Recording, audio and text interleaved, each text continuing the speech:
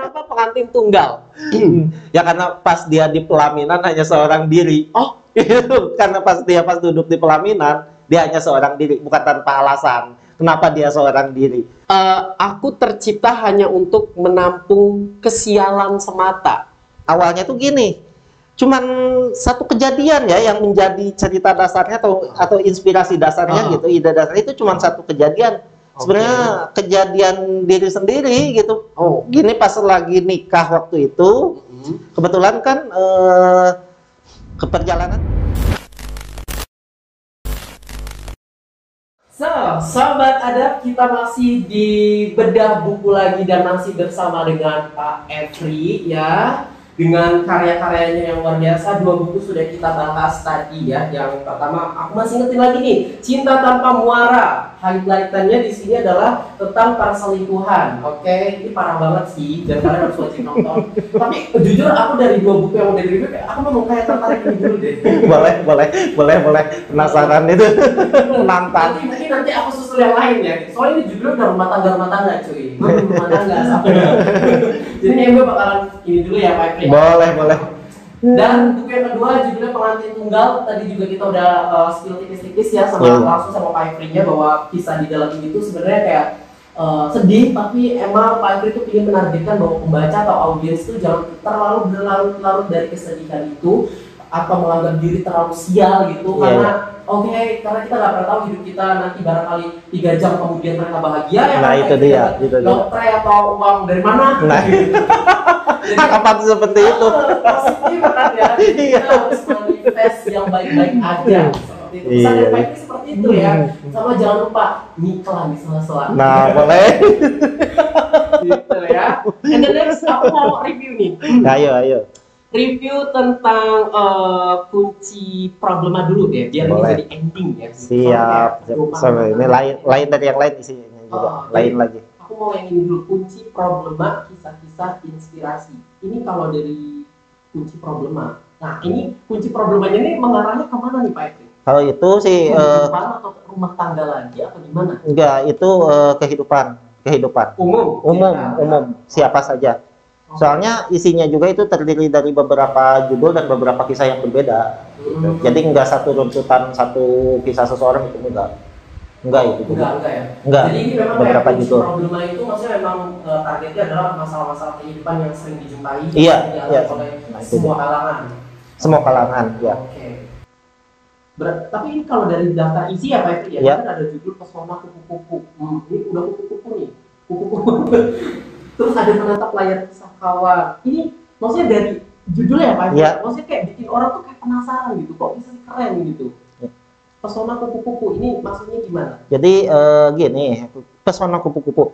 Jadi seseorang yang merasa dirinya gagal fisik, disebut gagal fisik atau misalkan disebut apa namanya ya? Insecure. Nah, itu dia bisa jadi insecure atau itunya yang ya pokoknya disebut gagal fisik, lupa lagi tuna apa gitu.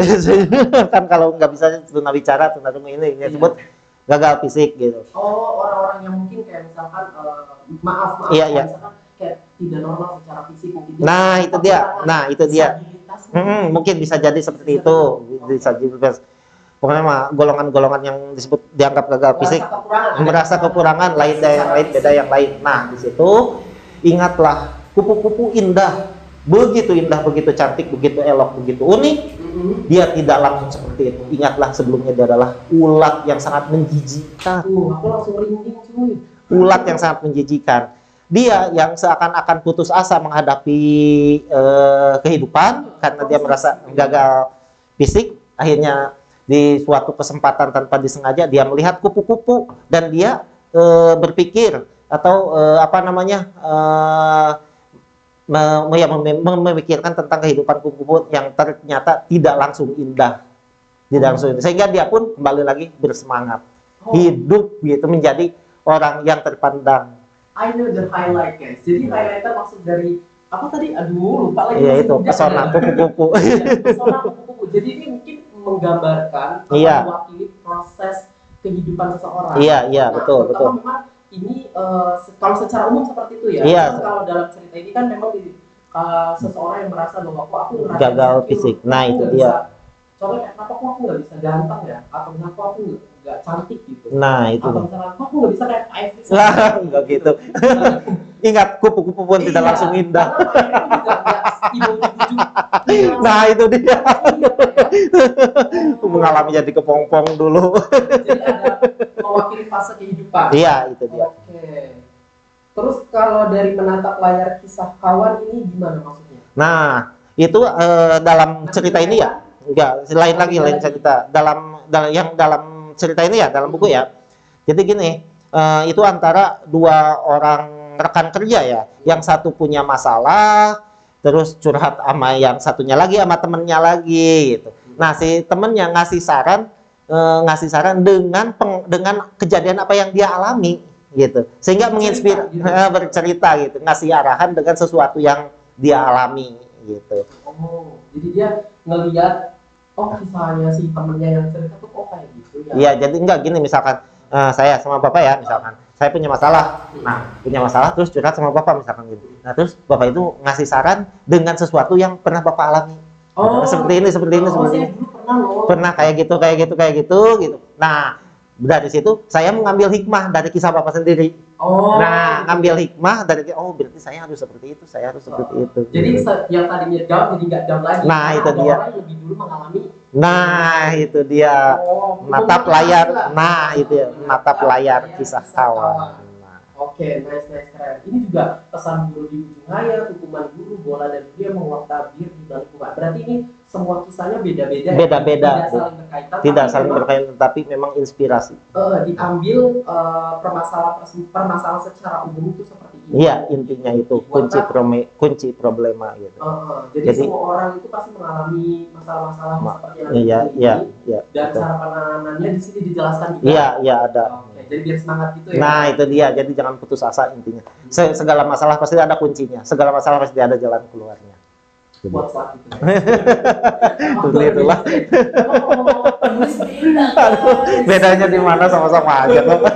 Jadi lebih bervalue-nya tinggi gitu ya guys. Kamu insecure. Enggak boleh bahas itu.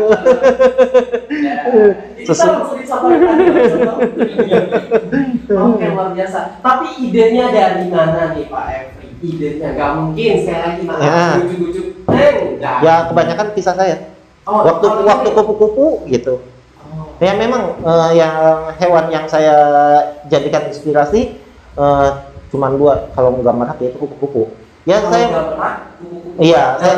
dalam hidup. Kenapa simbol gitu. Iya, kalau merak keindahannya yaitu seni. Nah, penuh dengan seni gitu kan. Setiap keindahan kan itu dalam proses kehidupan. Nah, itu dia. Enggak, kalau di Merak itu keindahannya gini, sesuatu yang indah tidak selamanya menyelamatkan untuk diri sendiri. Kalau di Merak gitu. Jadi walaupun dia indah, dia terancam. Soalnya banyak yang mau sih. Ya kan? Nah, itu dia banyak. Nah, kalau di kupu-kupu dia indah, cantik, unik, menarik gitu kan. Inspirasinya gini, dia tidak langsung cantik. Tidak langsung elok, tapi ada proses. Tapi ingat, awalnya dia itu sangat ulat gitu, hewan yang sangat menggelikan gitu kan. Bahkan banyak yang fobia dengan ulat. Tapi ketika jadi kupu-kupu, siapa orangnya yang gak terpesona? Nah, itu dia. Itu dalam hidup Pak Efri sendiri memang dua binatang itu memang jadi inspirasi. Jadi inspirasi, jadi gambaran kehidupan itu. Ya kalau di buku itu kebanyakannya kisah saya. Real life ya. Iya. Ketika mungkin Pak Efri waktu di usia-usia tertentu yang ternyata hidup itu seperti ini. Iya. Jadi kayak dituang sesuai. Nah, itu dia. Terus di usia yang mungkin lebih ini lagi. Iya, lain lagi. Masalahnya juga beda lagi nih. Gitu. Iya. Terus Pak Efri punya pikiran bahwa mungkin kayaknya di usia-usia tertentu orang di bumi pun ini pasti ngalamin deh gitu. Jadi iya betul. Iya. Nah, itu dia melalui karya. Aku pintar ya. Oke. Bahkan gini loh, ada salah satu judul di sini ya yang membahas tentang bola. Jujur saja ya, bukannya saya penatik dengan bola ya, punten. Jujur saja. Memang saya acuh ya terhadap dunia sepak bola. Nah, itu dia. Itu ada kaitannya loh antara bola dan dunia. Boleh spill? Nah, gini. Ada pertanyaan nih buat para pembaca ya. Nih, saya mau tanya, kenapa sih 99,99% orang yang ada di dunia ini suka bola? Nah, itu dia belum terjawab sampai sekarang. Kenapa sih? Nah itu nah komen betul. Sedangkan 0,1-nya yang nggak suka bola saya salah satunya gitu nggak suka. Gitu. Nah ya ada apa sih apa alasannya? Kalau misalkan membahas tentang cabang olahraga kan bukan bola aja. Betul. Banyak. Tapi kenapa banyaknya terjunnya ke bola? Iya gitu loh. atau adakah sesuatunya? Apa sih yang jadi sesuatunya atau jadi daya tariknya? Coba jelasin deh. Untuk sobat adab. Nah, itu dia apa sih alasannya gitu. Di dalam kisah ini dijelaskan. Iya, dijelaskan. Apa itu judul bola dan dunia? Bola dan dunia. Itu sebenarnya sih kaitan atau simbol bola itu kan bulat ya seperti dunia gitu. Atau sedangkan dunia suka dikait-kaitkan dengan uang. Atau misalkan gini ya, cerita simpelnya gini. Bola ya sama seperti uang. Kenapa dikejar kalau untuk ditendang itu bola? Uang pun sama. Kenapa kita ngejar uang mati-matian kalau untuk dikasih ke orang kembali? Ya kan? Kenapa sih kalau udah dapat nggak dikoleksi aja di kamar atau dimasukin ke dompet? Kok ini malah dikasih ke orang lain? Tapi tujuannya bukan itu. Nah, bukan sekedar bola dan itu. Nah, tapi tujuannya memang bukan uang yang kita inginkan atau pemain bola bukan bola yang mereka inginkan, tapi yang dihasilkan dari mereka perjuangkan. Tapi yang mereka hasilkan dari apa yang mereka perjuangkan. Ngejar bola karena mereka ingin gol, ngejar uang karena kita ingin memenuhi kebutuhan. Iya. Nah, tapi di dalam buku ini dijelaskan itu juga. Iya, dijelaskan, ada penjelasannya. Kalau mau detail harus coba. Nah, kalau misalkan penasaran apa aja sih inspirasi apa sih gitu di sini gitu. Nah, silakan miliki buku Kunci Problema. Inspirasi. Nah. Oke. Berarti ini karya yang datang langsung dari dari kisah ya. Terus untuk tantangannya sendiri gimana? Kalau untuk tantangan buku ini? Sebenarnya tantangannya nggak terlalu berat, cuman apa ya? Karena ada di otak gitu ya. Jadi mengingat-ingat kejadian gitu, selumit kejadian gitu. Dari satu kejadian aja bisa jadi satu judul. Beda emang dari satu kejadian bisa jadi satu judul. Ya Pak. Tadi boleh gimana? Target segmentasi dari buku ini. Untuk umum. Dari usia sekiranya pemikirannya udah mulai berjalan aja ya mungkin 12 tahun ke atas. Berarti iya. Karena itu yang menjadi tokohnya juga bukan hanya dari satu kalangan gitu, ada yang masih kecil, ada juga yang udah remaja, ada juga yang udah mulai dewasa. Intinya yang terkena masalah, insya Allah lah dapat jalan, semoga menjadi jalan keluar. Itu salah satu alasan kenapa orang membeli buku ini juga. Nah, itu dia. Kunci-kunci bagaimana sih cara menghadapi masalah. Oke, luar biasa.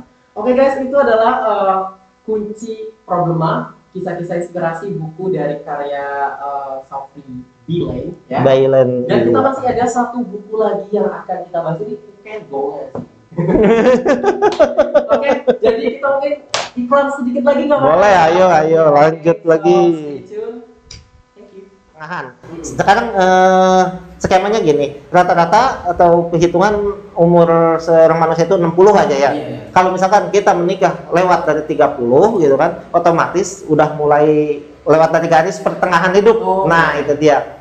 Karena apa? Harus menikah di kala usia muda. Kalau misalkan udah lewat garis pertengahan, tenaga pun semakin berkurang, kejayaan semakin berkurang gitu kan. Kegagahan raga sudah tidak gagah lagi, semakin tua gitu. Sedangkan